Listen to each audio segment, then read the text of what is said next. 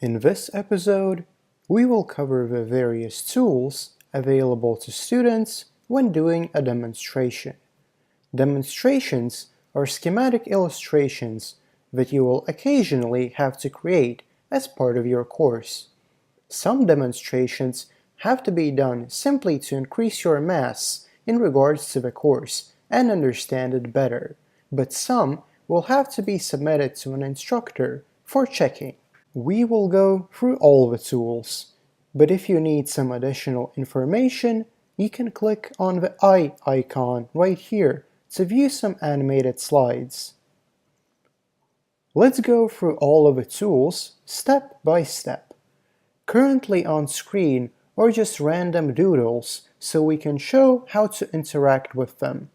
First up is the selection tool. This is your basic cursor.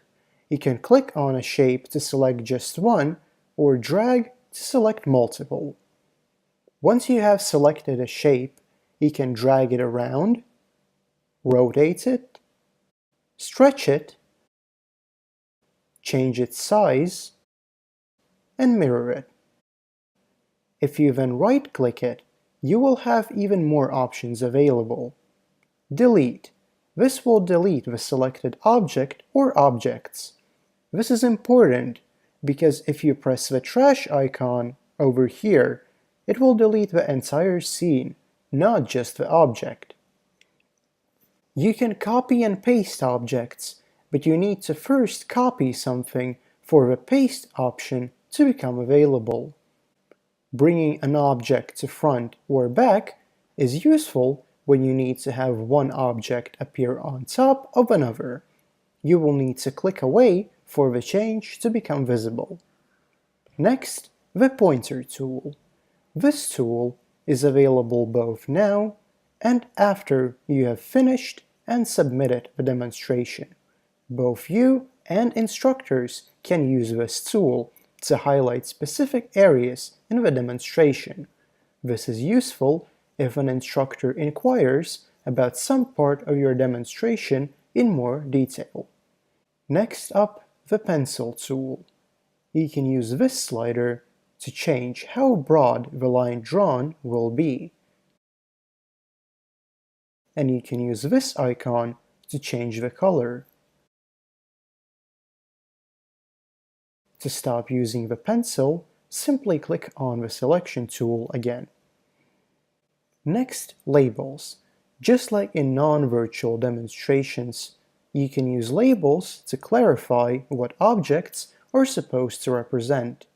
You can write just text or have the text be inside a label shape.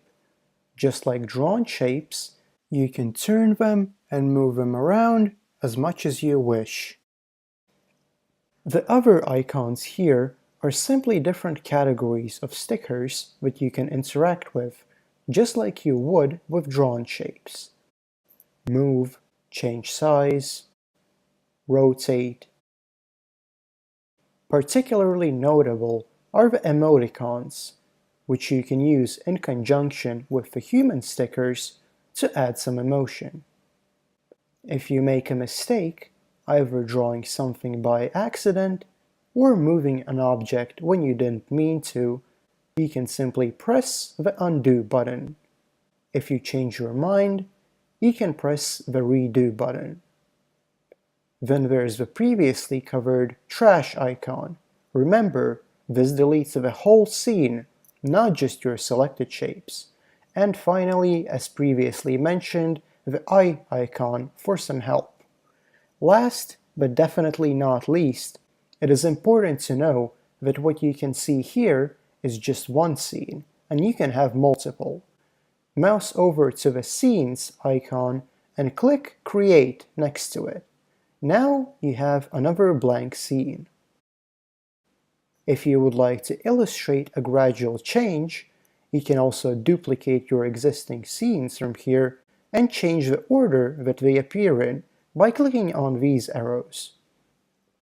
All of the scenes that you create will be part of your demonstration, and both you and the instructor will be able to browse through them.